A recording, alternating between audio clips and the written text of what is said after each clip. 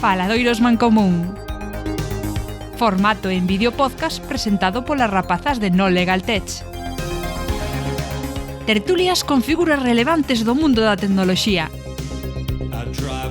para falar sobre software libre e outros temas. Retomamos los faladoides de Mancomún, charlas en formato video podcast donde todas las conductoras de estas charlas, como los participantes, son mujeres relevantes en el mundo tecnológico y, especialmente, mujeres en contacto con temas relacionados con el software libre y la cultura libre. Un espacio donde visibilizar mujeres en el sector tecnológico y donde puedan expresarse libremente en un ambiente seguro y distendido. En esta segunda tertulia de 2022 contamos con la participación de Ana Jiménez Santamaría. Bienvenida, Ana. Hola, ¿qué tal, Mare? Muchísimas gracias por esta oportunidad y encantadísima de estar aquí con vosotras y vosotros. El placer es totalmente nuestro, sin duda, porque yo quisiera lanzarte la primera pregunta para que nuestros oyentes sepan, pues, queremos saber quién es Ana Jiménez Santamaría y cómo se llega a trabajar en la Linux Software Foundation.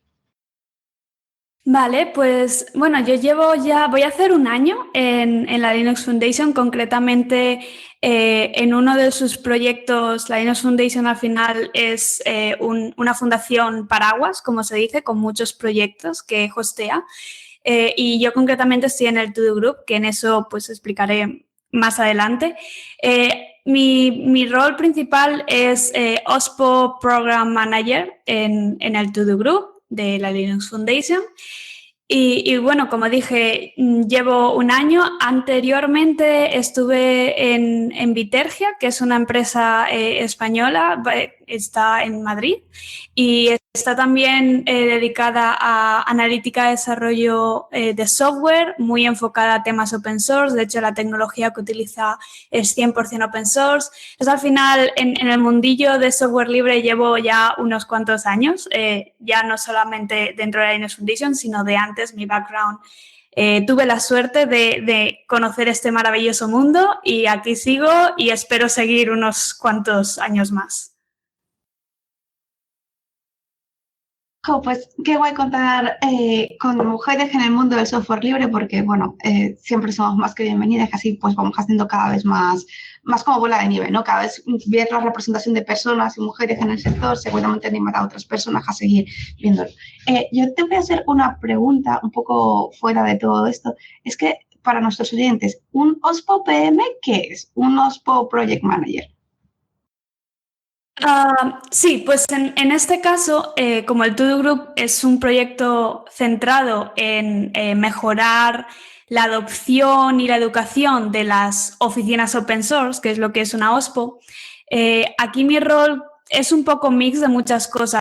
Consiste en estar pendiente de todas estas organizaciones, tanto públicas como privadas, que están formando una OSPO, y ayudarlas en esos programas a través de este proyecto que es el To Do Group. Y tiene una parte muy grande de DevRel, tiene una parte muy de gestora de proyecto, pues al final este proyecto es 100% open source, tenemos todo el código en GitHub y toda la documentación en GitHub y eso necesita cierto mantenimiento y darle un poco de amor y cariño. Y también tiene una parte de community manager de ese proyecto para crear comunidad, que la comunidad siga creciendo y que todos juntos y todas juntas pues podamos ayudar a esa adopción y nutrir estas oficinas open source. Fantástico, gracias, porque así creo que todos tenemos la misma base para que podamos continuar. Bueno, estabas comentando además que tienes pues un bastante background con software libre y que ya habías empezado y tenías tu experiencia, ¿no? Por eso terminas aquí en esta Linux Software Foundation. Yo tengo una pregunta en especial desde el punto de vista de las empresas y es, ¿cuáles son las ventajas del software libre? Porque casi todos se piensan que, bueno, cuanto más cerrado mejor, cuanto más mío mejor, cuanto más pueda protegerlo, secreto como la Coca-Cola, o sea, pero aquí tenemos como una filosofía totalmente distinta, ¿no? ¿Cómo podemos decir que tenemos ventajas a la hora de utilizar software libre en las empresas? Pues sí, justamente lo que dices es como la primera barrera que muchas empresas, sobre todo privadas, dicen de no, esto no puede ser así, pero ya cada vez más, no solamente en Estados Unidos, también en Europa lo estamos viendo, en Asia, etcétera, están viendo esas ventajas del software libre, como por ejemplo acelerar la innovación, porque al final no tienes que empezar de cero. Tú imagínate un equipo de desarrollo que tienen que trabajar en una nueva plataforma.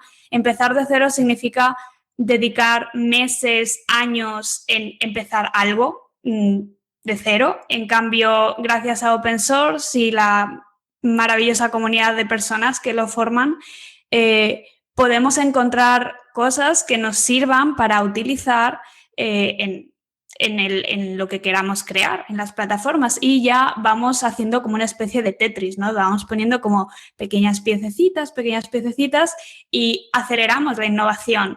Vemos al final el trabajar en equipo ayuda a pensar en nuevas ideas que a lo mejor no habías pensado, y en trabajar en colaboración permite eso.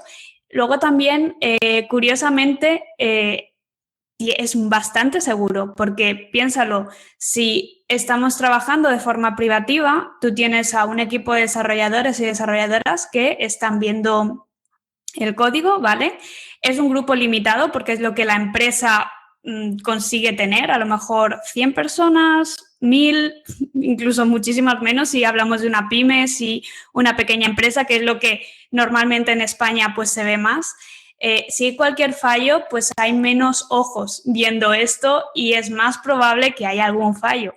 En cambio, en open source, incluso ya el procedimiento, ¿no?, de envío un pull request, varias personas lo revisan, se envía, se ve y luego otras personas siguen revisando, y ya no estamos hablando de un grupo limitado, sino abierto a un grupo de personas de diferentes culturas, de diferentes regiones y diverso. Eso permite también el ayudar a que este código sea seguro. Ya también digo que tiene sus pequeños detalles, ¿no? De pues cómo ayudamos a la sostenibilidad de estos proyectos, ¿no? Porque al final son personas que normalmente dedican dedican esto en su tiempo libre, y hay que ayudar a mantener esta sostenibilidad. Pero si el proyecto es healthy, es sano, se puede decir que es más seguro y mejora la innovación, acelera la innovación, y de cara a una empresa también es interesante porque también a temas de recruiting, de adquirir, perdón, es que no sé cómo se dice en español, reclutar a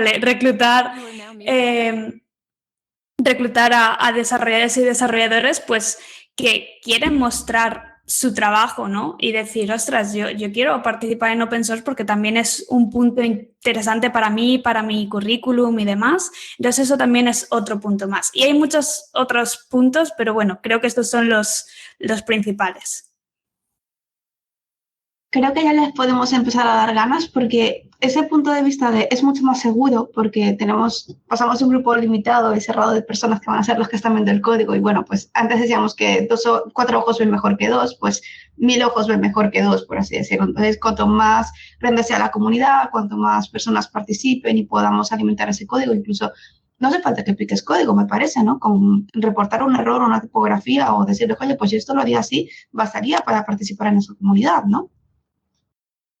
Sí, bueno, de hecho también es un tema que se dice que open source o software libre no es únicamente código. Esto es verdad que hay personas que están dedicadas más a la parte de desarrollo, pero necesitamos a diseñadores, necesitamos también a traductores y traductoras, necesitamos a creadores y creadoras de contenido. Hay un montón de documentación. Una cosa bastante buena de cómo funcionan las comunidades open source y los proyectos open source es que todo documentado, eso funciona bien.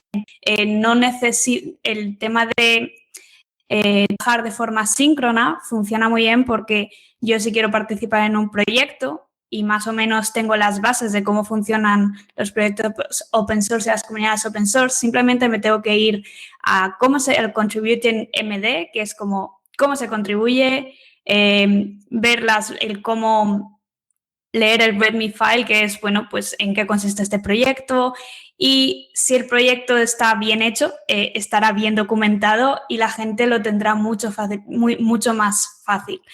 Y eso es gracias a la gente que se dedica a crear toda esta documentación. Bueno, pues eso también puede servir para que más personas se sumen a la vida del software libre. Tengo un gato, disculpa. Y los gatos van por donde quieren ir. Entonces, bueno, eso me gusta porque, bueno, pues así demostramos que la comunidad no solamente es cerrada para la parte de desarrolladores, sino que también lo que tú dices, ¿no? Traductores, diseñadores, creadores. Esto al fin y al cabo es una comunidad para que nosotros todos podamos crecer juntos, ¿no? Y hay un concepto que me gusta mucho, que son las oficinas de software libre, que las comentabas al principio, que era como, están llegando a Europa, nacieron en Estados Unidos, supongo, y están llegando a Europa y a Asia. ¿Nos puedes contar sobre las oficinas de software libre y su llegada aquí a España? Sí, pues como empezó todo al final en Silicon Valley, Estados Unidos, más que nada porque es donde la mayor parte de las empresas son de software, y esto viene inicialmente de empresas de software, que está cambiando. Pero durante los últimos años estamos viendo que ya eso no es así, o sea, esto se ha empezado a expandir, y ya no solamente incluso en empresas de software privadas, sino que lo estamos viendo en otro tipo de empresas, retail, automóvil, toda la empresas de automotive, automoción, perdón, automoción, empresas de banco, finanzas, etcétera. Y tiene sentido, ¿no? Porque al final, dato curioso, el 75, hubo hace unos años un report que hizo Red Hat que decía el 75% de los líderes de IT están utilizando open source. Y no solamente eso, sino creo que era el otro report de Synopsys, decía del año pasado, comentaba que el 90% de las componentes de las aplicaciones modernas, o sea, las tripas de esos componentes, son open source. Y esto ya no, o sea, estamos hablando de que de forma masiva casi todas las empresas usan open source, interactúan con open source, y aquí ya al final open source es una comunidad de comunidades y tiene que ser tratada de forma diferente a como, por ejemplo, una empresa tradicional estaría tratando un software privativo. Aquí el concepto de esto es mío y con ello puedo hacer lo que quiero si tengo dinero, pues ya es muy difuso, es completamente diferente, y existe una necesidad de empezar a interactuar con el open source, con todas las actividades relacionadas con open source que la empresa tiene que relacionarse de una forma unificada y de alguna forma en un equipo. Entonces, las oficinas open source es una forma de coger todas las actividades relacionadas con open source que estamos haciendo. Por ejemplo, todo el tema de licencias, todo el tema de seguridad, todo el tema de crear un inventario de componentes de software que tengan open source, el software de los materials, todo el tema de cómo hostear proyectos o cómo liberar proyectos y volverlos open source para acelerar la innovación y todo esto que decía antes. Toda la parte de pues cómo actuar como un consultor o una consultora de la empresa en la que estás sobre cuáles son las mejores tecnologías open source o en qué tecnologías open source se debería de ayudar y apoyar, etcétera. Coger todo eso y decir, vamos a crear una oficina open source, un sitio centralizado donde poner una estrategia encima de todas esas actividades, de no ir a lo loco, no decir, pues sí, aquí el departamento de legal está intentando luchar con temas de licencias, la parte de marketing está con la parte de comunidad. No. vamos a crear un equipo, al igual que hay un equipo de recursos humanos, un equipo de marketing, hay empresas que deciden crear un equipo de open source. Y cuando hablo de equipo, pues que depende mucho de cómo de grande es la empresa, ¿no? Porque hemos visto, yo hablo muchas veces con empresas que dicen, sí, tenemos un equipo de open source, por ejemplo, una AWS, un Microsoft, evidentemente es un equipo enorme, pero luego ves empresas europeas que son como más pequeñitas o que están empezando, no es que sean pequeñitas, pero están empezando y empiezan con una sola persona intentando hablar con diferentes equipos o de diferentes departamentos para alinear. Pero quedaros con este concepto de que es un sitio centralizado donde poner una estrategia y, por ende, acelerar esta innovación y esta adopción de open source, porque tiene como varios pasos que muchas veces las empresas se estancan y esto ayuda a ir avanzando de forma más rápida y más óptima. Me encanta porque básicamente es como alinear todos los esfuerzos para que esto salga, ¿no? Para que eso siga adelante y no se quede en un cajón ahí guardado, en plan de si nosotros utilizamos open source y no hacemos nada más que decirlo, ¿no? Como el titular. Creo que has nombrado pues, estos pasos que tienen que hacer para utilizar software libre. ¿Nos podrías dar unas cuantas pinceladas al respecto para que las personas que tengan empresa, que no estén muy familiarizadas, sepan pues, más o menos a qué se pueden enfrentar cuando trabajemos con software libre y con oficinas, si deciden abrirlas en sus empresas? Pues justo creo que con esto puedo comentar un poco de lo que hacemos en To Do Group, porque tiene que ver mucho, o sea, al final To Do Group es una comunidad y también un proyecto de personas que quieren o crear una OSPO, tenemos bastantes perfiles, o crear una OSPO o quieren avanzar, quieren saber las pautas. Muchas veces es... bueno, necesitamos recursos y necesitamos saber cómo. Y luego también tenemos a gente que lleva teniendo una OSPO desde hace años, de 10 años, que es cuando empezó el término OSPO, de hecho, o sea, lleva bastante recorrido. E intentan ayudar a estas nuevas personas que empiezan su camino. ¿Cómo hacemos eso? Pues si os vais a group.org o /guías, por ejemplo, podéis ver que hay un montón de recursos de documentación sobre cómo empezar una OSPO, un modelo OSPO, que también hacemos encuestas y estudios sobre las OSPOs desde 2019 y vamos viendo cómo la evolución, ¿no? De cómo la adopción va creciendo y qué se está demandando en esos años respecto a las OSPOs o dónde están los puntos clave a trabajar.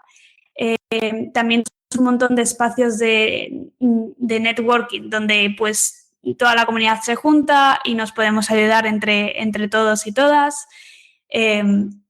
Y luego ahora que están empezando a volver los eventos presenciales, también de forma presencial, la clave es el crear estas guías, estas pautas y ayudas para personas que o bien quieren empezar y no saben cómo, o bien ya están ahí, pero quieren seguir avanzando.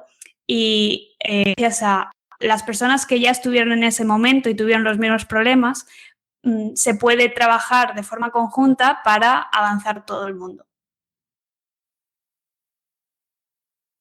Fantástico, una labor súper encomiable. Entonces, aprovechando que lo último que estabas diciendo son esos primeros pasos, ¿te puedo preguntar qué consejo le darías a una persona que quiere empezar con una OSPO? Vale, pues yo, esto ya desde mi opinión, lo primero me preguntaría de, ¿sabe mi empresa? O porque puede que yo sí que esté súper segura de que el software libre es el futuro, pero ¿está mi empresa convencida de ello? ¿Está mi empresa utilizando open source de forma consciente? Porque ahí está el primer punto. Nos han llegado personas que nos preguntan cómo convenzco a mi manager o a mi jefe o a mi jefa de esto, porque yo sí estoy muy convencido, mi equipo de ingeniería está convencidísimo, pero si nadie financia esto, pues no va a salir adelante. Entonces, sobre todo, el trabajar en pues una presentación, un report que pueda mostrar esto.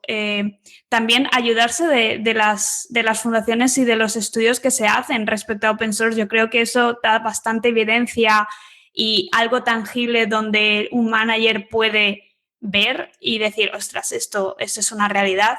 También diré que, por ejemplo, en Europa, en la Unión Europea se está haciendo bastante esfuerzo desde el año pasado, porque de hecho la Comisión Europea tiene una OSPO y está diciendo a muerte en diferentes países de la Unión Europea: tenéis que crear OSPOs, está dentro de su plan estratégico para los próximos 10 años. O sea, están dando muchísima bola y muchísima visibilidad a esto, lo cual es genial, porque a mí, o sea, yo pienso que cuantas más entidades muestren esto y hagan estudios relacionados con esto, mejor, porque es lo que se necesita inicialmente para, sobre todo, abrir la mente, que es lo primero de todo. Cuando ya saben las empresas, open source es importante, necesitamos interactuar con open source, ya pasas al siguiente punto, que es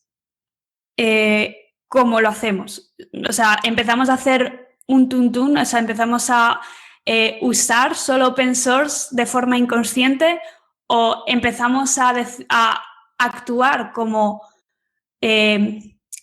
otras empresas que han estado en este punto empiezan a dar para luego, por ejemplo, recibir, dar sin esperar nada a cambio y empezar a crear una estrategia y empezar a sentar bases y no simplemente usar.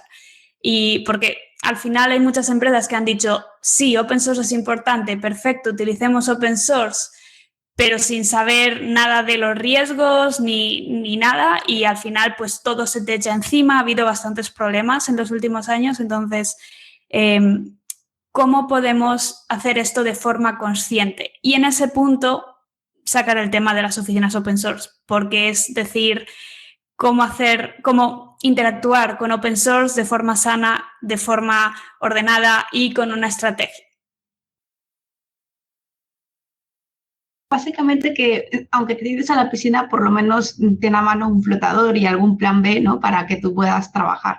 Me gusta esa parte de ser consciente de lo que estás haciendo y cómo lo estás haciendo, y si la empresa está por la labor de trabajar en la línea de software libre, ¿no? Porque al fin y al cabo es como partimos de esa idea súper propietaria de todo tiene que ser súper mega cerrado y demás. Yo, por ejemplo, que soy abogada, pues muchas veces me dedico a ese tipo de estrategias, y a veces, como somos especialistas en software libre, les decimos, oye, ¿y no te cabe aquí la posibilidad? Y somos nosotros también los que tenemos un poco. Entonces, bueno, creo que tu trabajo es súper divertido, por lo que estoy escuchando, porque, bueno, estás ayudando a gente, les estás ayudando a alinear, les estás como ayudando a solventar esos problemas y crear ese tipo de comunidad, ¿no? Porque también eso de Project Manager, me parece que tenías mucho eso de vamos a hablar con mucha gente, vamos a amenizar, vamos a ver qué es lo que necesita el equipo para nosotros poder trabajar y poder crecer, ¿no? Entiendo que eso es más o menos lo que es un Project Manager, que conozco poquitos, creo que dos como mucho, contigo tres, así que no diría que es más como ayudo a las personas a que creen cosas. Me gusta. E incentivo a que se generan ideas y que las ideas pues se lleven a cabo. Vale, básicamente eres como pegamento, o sea, por poner una idea un poco... Me gusta esa idea, sí. ¿Sí? Ese concepto me mola. Sí. Vale, pues acabamos de crear aquí el concepto de que un project manager es como pegamento porque ayudas a la gente a crear cosas, ¿no? Bueno, pues además de esto, porque creo que ya la gente puede empezar a interesarse por el trabajo de project manager, yo te quiero preguntar por tu día a día, ¿no? Porque nos explicas de pasos, de que yo les ayudo, amenizo, alineo a las personas y, bueno, les ayudas a crear cosas, ¿no? Pues nos pitas un poquito este cuadro para que nos hagamos una mejor idea de cuál es la experiencia de trabajar día a día en esto. ¿Puedes repetir mejor la pregunta? Perdona, que no la he entendido bien. Sí. ¿Cuál es tu experiencia personal trabajando en esta área, ¿no? De lo que haces tú en tu día a día, cómo estás ayudando a las personas y, bueno, pues ese trabajo de ser pegamento. Vale, como explicar mi día a día, básicamente. Vale, sí. Pues...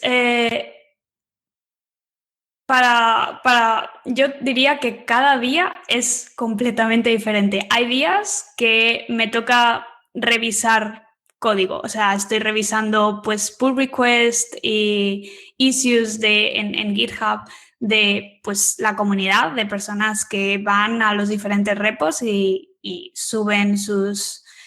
añaden cosas y pues alguien tiene que estar revisando y me preocupo de que eso pues siga creciendo y que las ideas sean escuchadas y que todo esté en el código bien, de forma correcta.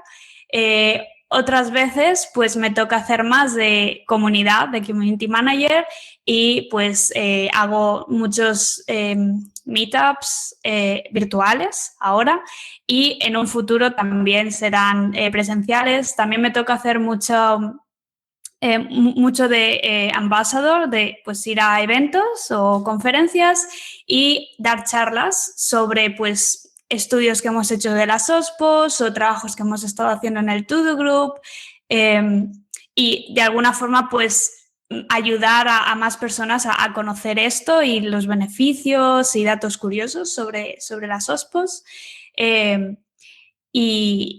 Y otras veces también hasta me veis, puedo estar en redes mostrando estas cosas. O sea, ya os digo que es un trabajo como muy... que necesitas tener varias skills y varios... saber varios campos y estar trabajando de diferentes formas y en diferentes actividades. Perfecto, me gusta. Ahora ya hemos terminado, creo, de dibujar cuál es la vida de Ana Jiménez, que nos acompaña hoy. Bueno, tengo, creo que una última pregunta, porque si no nos vamos a ir de tiempo. ¿Cuál sería tu reflexión respecto a lo que es el software libre para las empresas? Entonces, ¿qué les recomendarías? Algo así, ¿sabes? En plan de un último mensaje para todas estas personas que nos están escuchando y que esté relacionado, pues eso, ¿qué les recomendarías o tu reflexión al respecto? Pues para aquellas empresas que quieren empezar una OSPO o ya están en ese camino pero no saben cómo avanzar, os diría que ayudaros de las comunidades, ayudaros de lo que ya hay ahí, porque hay gente que ha estado en vuestro mismo lugar y han compartido sus experiencias y cómo han fallado y dónde han fallado y podéis aprender de ello. Creo que el To-Do Group y muchas otras comunidades, para nada estoy diciendo que es el único sitio donde podéis aprender sobre OSPOs, pero ya que estoy participando ahí, pues comento más sobre esto. En el To-Do Group pues hay un montón de sitios donde podéis interactuar con otras OSPOs, hay un montón de guías y todo el mundo es más que bienvenido y bienvenida a participar. Si vais a todogroup.org/comunidad, tenéis una checklist para onboarding, para gente que quiere empezar.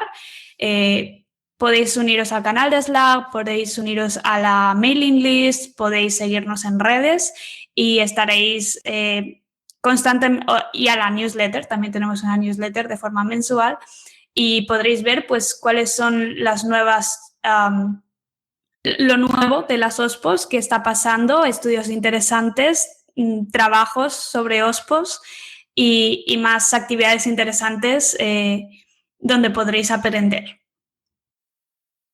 Genial, muchísimas gracias porque creo que ya sí que no tienen ningún tipo de excusa para decir, no, es que empecé y no sabía cómo continuar o no, es que no me atrevo porque me falta información. O sea, lo tienen ahí todo súper fácil en esta página de todogroup.org/community, si no me equivoco y no lo he dicho mal. Bueno, tenéis Slack, tenemos muchas formas de contactar y además Ana Jiménez organiza estos maravillosos meetups que son digitales, que por mucho que estemos algunas veces hasta las narices de las pantallas, siempre son más que bienvenidos para conocer nuevas personas, conocer nuevos proyectos y estar mucho más al día.